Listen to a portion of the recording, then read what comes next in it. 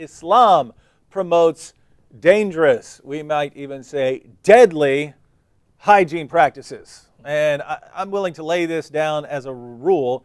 If your religion would get you killed because of its hygiene practices, if you took it seriously, probably not the true religion, probably not from God. What do I mean here?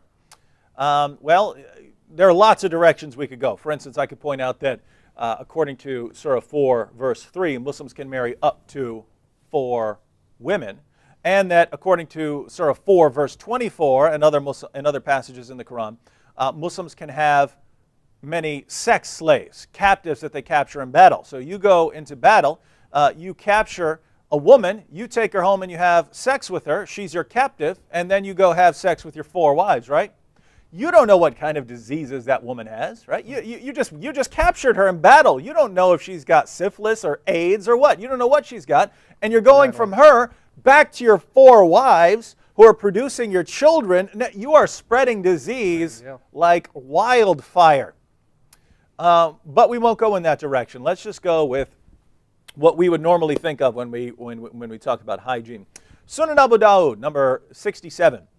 I heard that the people asked the Prophet of Allah, water is brought for you from the well of Buddha. It is a well in which dead dogs, menstrual cloths, and excrement of people are thrown. The Messenger of Allah replied, verily, water is pure and is not defiled by anything. Notice what this says. Yeah. Water's brought to you. We're bringing this to you and your people, Muhammad. Oh, wow, that's nasty. And there's just one problem. The well where we're getting this is our garbage. Ooh. This is where we throw our garbage. This is where we throw our dead animals. This is where we throw used menstrual cloths. And this is where we dump our toilet buckets into. Yeah. And we're scooping up some water, so bring it to you so you can wash up and perform your ablutions. Any problem with that, Prophet of God? No, water's not made impure by anything. Nothing you can do will make water impure. Fortunately, most Muslims do not take that seriously, right? Praise Fortunately, God. If you as a Muslim took this seriously, you are dead. You will die. Fortunately, most Muslims know better than their prophet, right? Muhammad didn't know. I'm surprised. He made it through life. But notice, go ahead and wash up with your, dead animal and menstrual cloth and well even dogs, water. Right? Oh my goodness, they carry parasites. My goodness. But it's not just for washing up. Sunan ibn Majah, number 520. It was narrated that Jabir ibn Abdullah said, we came to a pond in which there was the carcass of a donkey. So we refrained from using the water until the Messenger of Allah came. Notice, we refrained from using the water. Smart. Yep. Smart. Maybe we shouldn't drink this water with the dead donkey floating in it. Ooh. We refrained from using the water until the Messenger of Allah came to us and said, water is not made impure by anything. It's his rule, right? You can't do anything to make what you put dead animals in it, use menstrual cloths, garbage. You can urinate in it. You can use a bath. It doesn't matter. Water is not made impure by anything. So what did they do? What did the Muslims do? Then we drank from it and gave it to our animals to drink, and we carried some with us. So we put some in our little canteens. We drank some of it. We gave some of it to our animals. Dead donkey floating in it. And if you don't know the importance of that, that's bad, ladies and gentlemen. We'll just say that. It's bad to be drinking water with dead animals floating in it. Let's read a couple more. Sahih al-Bukhari, number 5782. Allah's messenger said, if a fly falls into the vessel of any of you, let him dip all of it into the vessel and then throw it, i.e. the fly, away. For in one of its wings there's a disease, and in the other there is healing, the antidote, the treatment for that disease. So notice what he says, right? You're sitting there, you're eating something, you're drinking something, fly lands in your food. You could just throw the fly away or scoop it out or something like this. No, says Muhammad, you dunk that fly all the way in the food. You keep pushing the fly in the food. Why? Because even though one of the fly's wings has a disease on it, the other wing has the cure for the disease. This is your prophet. You have to believe it, right? So according to your prophet, if there's a disease that's carried by flies, just go to the other wing. First of all, it's only on one wing, but the other wing has the cure, right? Yeah. So flies carry all kinds of diseases. Let's say typhoid, right? Flies, they eat some very nasty stuff, right? If an animal goes to the bathroom on the ground, flies go to that, right? And that's what they crawl around on.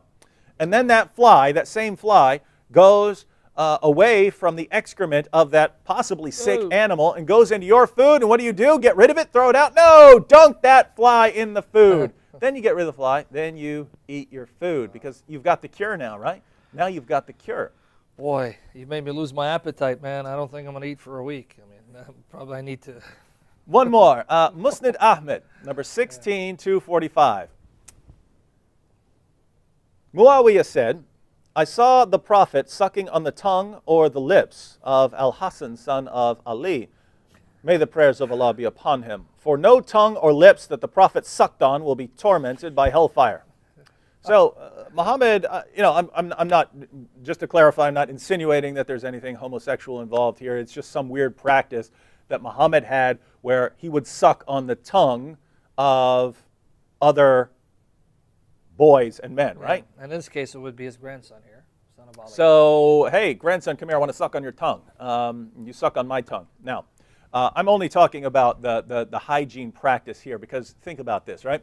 We want to wash up for dinner, right, Sam? We're going to have a good meal. Yeah. So we go and we get some water from a well with human waste and dead dogs and use menstrual cloths in it. We put our hands in there. We wash up for dinner, right? We perform our ablutions for our meal. We're going to wash up. We go sit down. We got him up. A fly who just flew off a pile of dog waste then lands in my food. I start dunking that, and now that I've dunked it in there, I know I've got all the cure off of there. So now I can eat my food, but now I'm feeling sick, right? Because I have, dead dog germs all over my hand and menstrual cloth waste all over my hands and feces and urine all over my hands because that's what was in the well. I washed up with that. Now I'm eating the food and I dunked the fly and it's got the disease on it. I'm eating that. Now I've got a stomach ache, Sam. So I want to refresh myself with a glass of water. So I get a glass of dead donkey water. They got the donkey floating in it. I take a drink of that. Now I'm feeling really bad. Call a kid over here, suck on his tongue,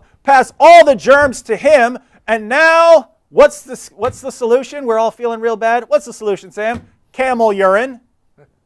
We'll just go drink a bunch of camel urine because that's how you mix it in with milk. Camel urine and milk. That's how you get rid of your stomach ills. Ladies and gentlemen, is this guy a prophet? I'm just asking, is this guy a prophet? Because every one of you out there, you know you would never follow these practices. You know that if you did follow these practices, you would die. And so you know what? You know this is not coming from God. These people are coming to Muhammad. Muhammad, guide us. Can we do this? Yes, water is not made impure by anything. He's speaking as a prophet there. And he's wrong. And if you believe him, you will die. This is not a joke here, ladies and gentlemen. If you follow Muhammad, you can die from this. Definitely, yeah. So deep down, if you're not following this, deep down, do you really believe in your prophet? Boy. I'm not sure they do, my friend. No.